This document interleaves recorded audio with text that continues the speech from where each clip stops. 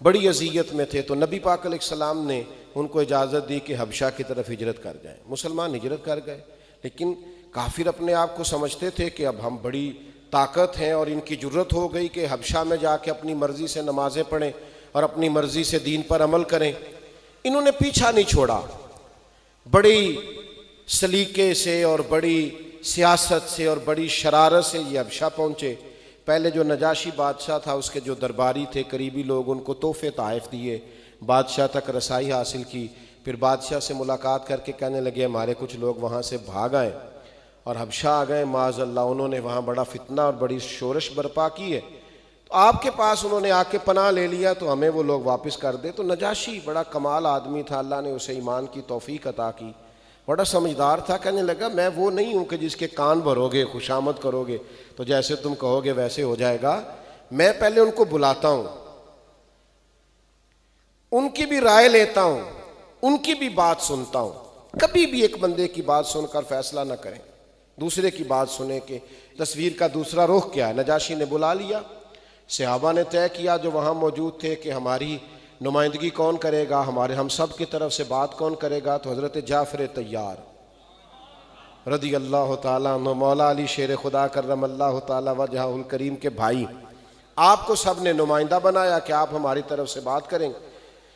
حضرت جعفر طیار مسلمانوں کو لے کے نجاشی کے دربار میں پہنچے۔ نجاشی نے سوالات کیے، انہوں نے صحیح صحیح جواب دیے کہ نبی پاک نے ہمیں خدا کی دعوت دی ہے، حضور نے صلہ رحمی کے کہا ہے، پڑوسیوں کے حق ادا کرنے کا کہا ہے، نبی پاک نے کہا تم بھائی بھائی ہو۔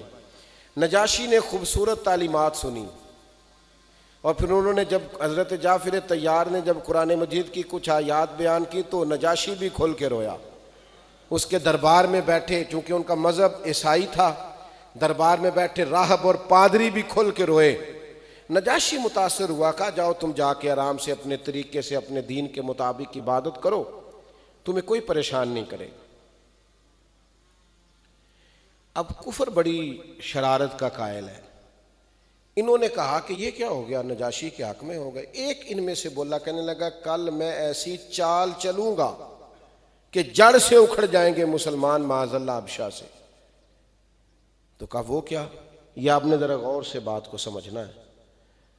اس نے آ کے پلٹ کے کہا بادشاہ ایک بات ہماری اور سن لیتے ہیں۔ بادشاہ کہنے لگا سنائیے۔ کہنے لگا آپ عیسیٰ علیہ السلام کو اللہ کا بیٹا مانتے ہیں معاذ اللہ؟ تو عیسائی چونکہ مانتے ہیں ڈھیر سارے، انہوں نے کہا جی ہاں ہم اللہ کا بیٹا کہتے ہیں۔ کہا یہ جو مسلمان ہیں نا، یہ حضرت عیسیٰ کو اللہ کا بیٹا نہیں مانتے۔ وہاں ایک الگ شور برپا ہو گیا۔ یہ سمجھ آئیے آپ کو مذہبی ٹچ کیا ہوتا ہے؟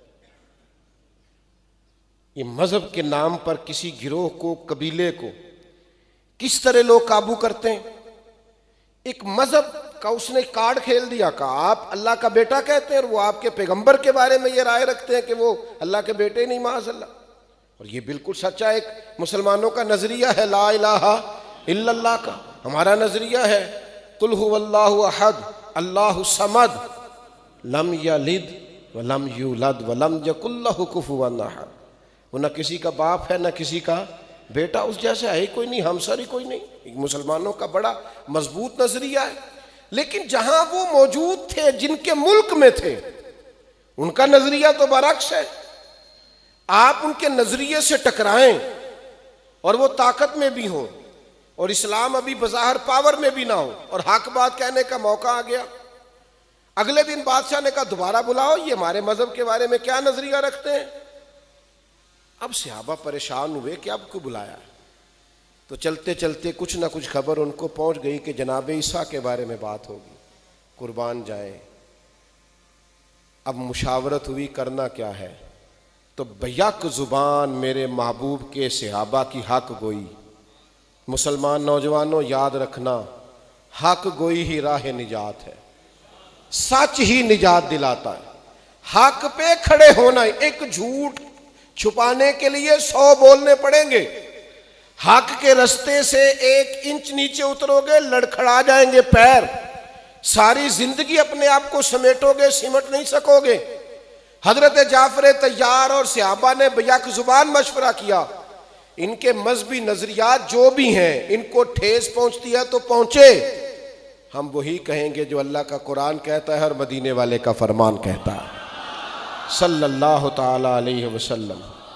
حضرت جعفر طیار رضی اللہ تعالیٰ عنہ صحابہ کو لے کے پہنچ گئے نجاشی کے دربار میں۔ نجاشی کہنے لگا بتلائیے تمہارا جناب عیسیٰ کے بارے میں نظریہ کیا ہے؟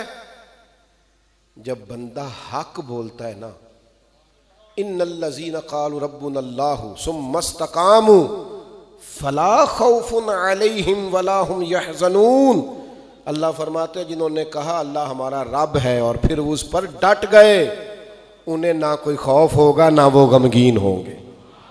جب تو ڈٹ جائے اللہ کا نام لے کر، پھر رب تیرے خوف، تیرے غم، تیرے حزن، تیری پریشانیاں سب دور کر دیتا ہے۔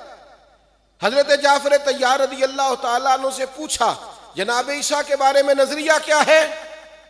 تو حضرت جعفر طیار کی گفتگو، وہ گفتگو میں دبدبا، وہ لہجے کا روب، وہ انداز تکلم، وہ سچے لوگوں جیسی بات، وہ چمکتی پیشانی، وہ خاندان نبوت کا نور، مولا علی کے بھائی امام حسین کے چچا، کس خوبصورتی سے گفتگو کر رہے ہیں، حق بیان کر رہے ہیں۔ کہنے لگے اے شاہ حبشہ، اے نجاشی، ہمارا وہی نظریہ ہے جو مدینے والے حبیب نے ہمیں دیا ہے، کسی صورت ہم اللہ کے ساتھ شرک نہیں کر سکتے، کفر نہیں کر سکتے۔ حضرت عیسیٰ قطعاً اللہ کے بیٹے نہیں ہیں، وہ اللہ کے بندے اور رسول ہیں جو کواری اور پاک مریم کے بطن سے بغیر باپ کے اللہ کے حکم سے پیدا ہوئے ہیں۔ کیا وہ بات ہوگی جب چاروں جانب عیسائی بیٹھے ہیں، ان کے لوگ بیٹھے ہیں، ان کے پادری بیٹھے ہیں، ملک ان کا، وطن ان کا، علاقہ ان کا، اور اس میں ایک حق کی آواز یوں گونجی کہ سناٹا سا چھا گیا، سکتہ سا چھا گیا، حالات میں ایک عجیب سا مد و جزر اور جوار بھاٹا آ گیا۔ لوگوں کے دل لرزنے لگے کہ یہ کیا، ہمارے ملک میں بیٹھ کر ہمارے عقیدے کے بارے میں بات۔ بڑا مشکل تھا، پر جو حق کہنے والے ہوتے ہیں نا، سیالکوٹ والوں بولے نہ پھر حضرت اقبال کہنے لگے اپنے بھی خفا مجھ سے ہیں بیگانے بھی ناخوش، کیونکہ میں زہر حلال کو کبھی کہہ نہیں سکا کاند، میں تو کہتا ہوں وہی بات سمجھتا ہوں جسے حق، میں سچی بات کرتا ہوں، کوئی ناراض ہوتا ہے تو 100 بسم اللہ ہو جائے۔ اب وہ سب کی نظریں بادشاہ پہ تھیں، وہ ہاتھ دبا رہے تھے، دانت چبا رہے تھے، تل ملا رہے تھے، کہہ رہے تھے بولے بادشاہ۔ تو نجاشی بولا، ایک تنکا زمین سے اٹھایا، کہنے لگا عقیدے جتنے مرضی بدل لو، گمراہیاں جتنی مرضی لے آؤ، میرے ملک کے لوگوں تم جو مرضی کہو، بہرحال حق وہی ہے جو حضرت جعفر طیار نے بیان کیا ہے۔ کہنے لگا جو جناب عیسیٰ کے بارے میں انہوں نے کہہ دیا ہے نا، یہ میرے ہاتھ میں تنکا ہے، نہ جناب عیسیٰ ایک تنکا زیادہ ہے نہ ایک تنکا کم ہے، حق اور سچ کہہ دیا ہے۔ یہ عجیب منظر سب بن گیا، ایک عجیب کیفیت سی بن گئی۔